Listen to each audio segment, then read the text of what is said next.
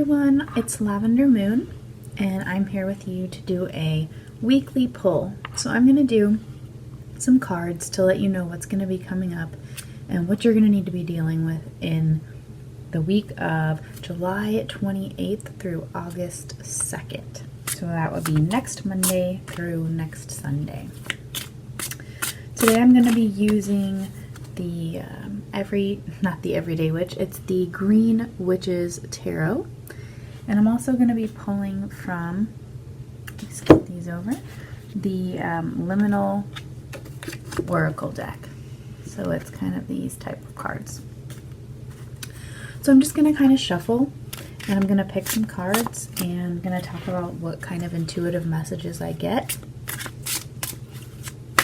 for the week of July 28th through August 2nd.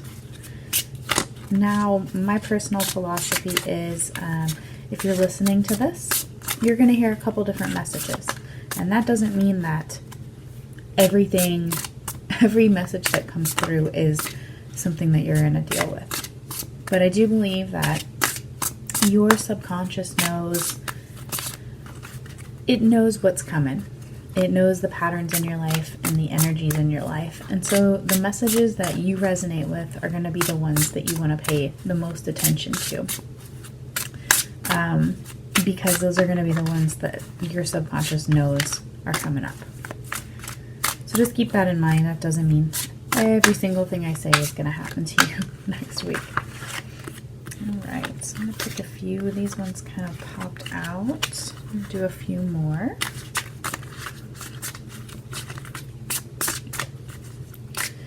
Next week, what do we need to be looking out for?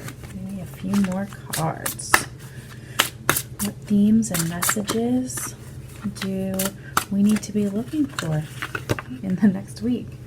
Okay, we got a lot of cards that just flew out. I'm not going to do this whole stack, but I do think I'm going to take some cards from the ones that fell out.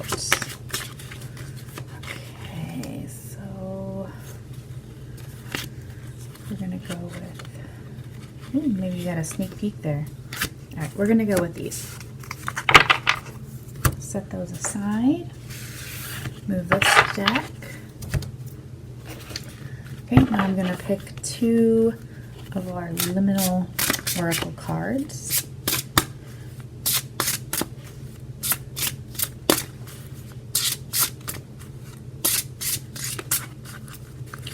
Okay. Just need two of these. I'm going to pick this and this one. Okay. Let's get started. We have the Moon, we have the Ace of Athames, the Six of Chalices, the Holly King, the Sidhe, oh my goodness, I'm not sure how to say that, but basically a fairy, a lady working with some fairies, and the Oak King. And I will flip over the oracles in just a little bit. So I'm going to take a second and I'm going to look at these cards and see what pops out at me at the beginning. Well, first of all, there are 4 major arcana cards. To me, that indicates that it's going to be a fairly important week next week. That things are going to be possibly changing, but that there's just some major life events, major life themes, major things that we need to pay attention to. It's interesting because if you're pagan at all, if you're pagan or follow a witchy path, it is Lunasa or Lammas next weekend, and so it's the beginning of a new season. It's the first of the harvest festivals. So I think that's a little bit interesting just because it's a changing energy as well. All right, well, I'll just go ahead and look at these individually and see if any other themes emerge. But as far as individually, let's look at these. So this is the Moon. Take a look at it.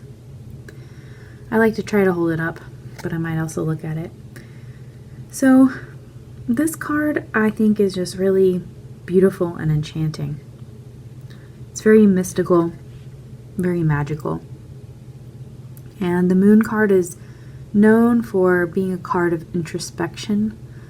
And if you look at it, I mean, it's definitely a woman going down to the water where she's probably going to be seeing her reflection.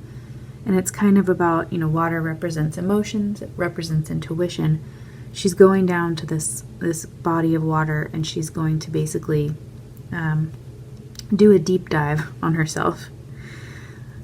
And so what this card is saying to me for you guys is that in the coming week, there's going to be a lot of need for this introspection and for really following your intuition into what you need to do. Follow it where it needs to go, whether that's down to a pond to do some self-reflection, literally or metaphorically. But just there's going to be some situations that you're going to need to follow your intuition and really do some deep soul searching. And look within yourself. Look within yourself for the strength that you need, for the answers that you need, and kind of give in to that mystical side of yourself that you might kind of ignore when you're trying to think more logically, so to speak. I might come back to that, but that's what I get for now. I love this card. The Ace of Athame. So I just think it's such a pretty little card, and it's very, very positive. So the Ace cards and the Ace of Athame in particular really show the beginnings of an idea, the beginnings of not even necessarily a project, but the beginnings of like this idea that is going to take you places. And it's going to just take you up, up, and away, I feel. Dandelions, they are a really beautiful flower. I actually just did a podcast. I can put the link below in the description. And I just did the dandelion episode. And I used to think of dandelions as weeds, as do most of us. But they speak to me of childhood, of a happiness. They also speak to me of wishes and wish fulfillment. So we see, the game when we were little, you pick up a dandelion when it's a puffball and you make a wish and blow the seeds out and they fly into the wind, and you're putting your intention out into the world. They also speak to letting go when the time is right.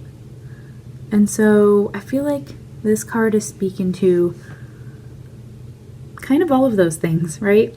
Like, if your message is that you need to let something go because the time is right, then let it go. Let it fly free. And know that kind of like when you love something, let it go. And if it comes back, it was meant to be. So just put your intention out there. Oh, I'm sorry. Put your intention out there and let it go into the universe. And if it's meant to be, it'll manifest. I think this also speaks to me again about childhood, about happiness, about carefreeness, and kind of like the sunny side of life. So I think next week there's going to be some of that going on, some of that energy of happiness, of a little bit of carefree. Maybe there's going to be like a friend from your childhood revisiting, or a memory. Maybe you'll go to a place from your childhood, but some kind of happy, sunny memory or happening, or some tie-in with that, which is absolutely reinforced by this next card, which I hadn't even really looked at until just now. The Six of Chalices. This card that's basically what this card means. It's about excuse me, it is about childhood happiness and reunions with things from your childhood. It could be a person, could be a place, could be a game that you used to play as a child. But it's very much an emotionally based card that's about nostalgia and about, almost like Hansel and Gretel. So I mean, there is a little bit of subtext of danger of getting lost in a fantasy, or getting lost in childishness or memories. So there's a little bit of subtext to that, but in this sense, and especially because of this card, I get the feeling again that it's just going to be a week of I'm trying to put it into words. A week of feeling that feeling that you hopefully had in childhood, or that we all idealize as a childhood way of being. Free, happy, connected, and just sunny. I see sunny. I see the yellows. Okay. Now this, and actually I'll get to it, but this Oak King, this card, the Holly King, and the Moon are all kind of speaking to me about introspection. So maybe even this childhood stuff is going to make you really think deeply about some things that maybe you haven't thought of in a long time. I know that can happen sometimes if you meet up with someone from your past, or you drive by your old school or your old playground or whatever. You start thinking about things, and your thoughts can kind of cascade, and you can think about things you haven't thought of in a long time. But anyways, back to the Holly King. So he's kind of like the hermit from other decks, and he speaks to a time of solitude, a time of like self-imposed solitude, in the sense that you're not going to be left out because of somebody being cruel or because you're not welcome, but because you realize that it's the best thing for you to do, that to follow your intuition and to gather the wisdom that you need. So it's hard to see because this card is really dark, but he's almost like Santa Claus, and he's got a bag with some things, and to me that represents that he's carrying around this wisdom, and he's learned it, and you know, he's kind of going in the forest with his very quiet deer. So there's a kind of quietness to this card. It's also a winter setting, so if you're like me and it's winter and it's that new beautiful snow and you go outside and it's just completely silent, I feel like that's what this card is saying. Like, get things as quiet as you can and just take some time for yourself, and not just, you know, sleep or anything, but but reflect and gain some wisdom from that quiet time. And like I said, I think that really goes with the Moon card and following your intuition. And then also, this is the Oak King. It's a different energy, but it's kind of a similar idea. So he's like the Hanged Man in other decks. But in this one, I think we see really clearly that he looks like he might not even be stuck. He might just be like playfully like hanging around. He's drawing in the sand. He's drawing an infinity symbol. And he, I don't know, I just get the feeling that he's a little mischievous. But basically, this is speaking to, like, you're gonna get yourself stuck, okay? Like, you're going to stop what you're doing and you're gonna stick yourself in a spot. So, again, so that you can do this self-reflection stuff. It's a big theme this week. And I think the reason is, like I said, you had 3 or 4 major arcana. So, like, I think maybe some big changes would be coming in the near future due to this time of introspection and being stuck. And so when I say being stuck, let me clarify, because I don't think I explained it very well. It's kind of like this guy, right? He chose to be alone. He's choosing to be stuck. So when I say choose to be stuck, I mean like choose to stuck yourself at home. I mean, not that we really have a choice with COVID, but choose to just take a break. Choose to stick yourself to your bed or your couch or wherever, and maybe take some time to, like, again, do If you're an artist, do some artwork. If you are a writer, do some writing. If you're a musician, write some music. If you're none of those things, then whatever your creative outlet is, go ahead and get yourself stuck and take some time to do that and see what reflections come out of that and what you might gain from that. And, you know, as I said, he doesn't really look really that stuck, and I'm pretty sure he could just do a little spin and hop off of there whenever he is ready. So just remember that. And something else just came to me, kind of the opposite of all of this, but if you do feel stuck in your life, so if next week you're starting to feel super stuck, just remember that you can always get unstuck. There's always a way to get unstuck. And it might seem harder because in some cards, you know, the Hanged Man is a lot more stuck. I have another deck where he's literally encased in amber. So that would be a little more difficult, but I don't know. I'm just getting that message that for some of you, you need to hear you always have a way to get unstuck. You just have to wiggle a little bit and do a little flip, okay? And the last card was the one that I couldn't pronounce very well. The City. And she's another major arcana. And she's beautiful. And she's got a lot of fairies around her, as we can see. What I sense from this card is it's like it goes back to the creativity. It's like a creative process.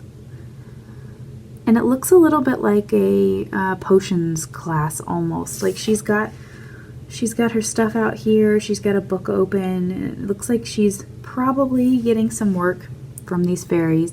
Not some work, I'm sorry, some help from these fairies. And one's actually almost whispering in her ear. Sorry, you can see that. So I feel like this is a lot about teamwork, creative energy, like making something, mixing something together. So whatever that means in your life, you're mixing some parts together, you're getting different ideas, you're getting ideas from people that maybe have a little bit, I wouldn't say more knowledge, but like maybe a little bit more of a spark in that area. And maybe they're helping to spark your creativity, and you're looking at what you're creating and you're saying, wow, like this is going to turn out awesome. And for some reason, like I said, I'm getting the idea of, with this card, I said the creativity aspect, that maybe this is kind of seeing that, getting some input on that. Like, I write a lot, so my personal example would be if you're working on a story, and then you go and you get some feedback from all these people, right? The magic little fairies. But you get feedback, and then you mix a different ingredient in, and then your story sparkles and it shines, and it's magic, right? Same can be said for other creative endeavors. So that is the message I'm getting from that. Let me just take a quick second to look these over again, kind of as a picture for next week, and see if anything else jumps out at me. And because, you know, we didn't get a whole bunch of one suit, it looks like a fairly balanced week in terms of those kind of elemental energies. Like, I don't see it being overly emotional. You only have one emotions card. And I don't see it being really full of like conflict or school or anything like that. Like I said, I feel it's very much a introspective, creative, and creating week, and just expect some big changes to come because of all these major cards that are here. All right, let's go ahead and pull these oracle cards and get some kind of clarification energies. Okay, whoops. We got the honeybee.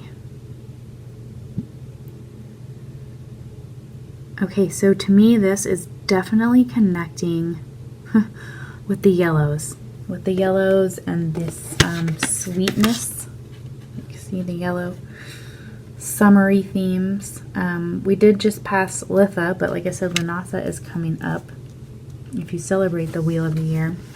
And honey still very much factors in to that celebration and to that harvest festival. It's a very like amber yellowy colored correspondences for that. But I digress. So for me, I think honeybees, sweet. They extract the nectar from the flowers and they go back to the hive and they make honey out of it.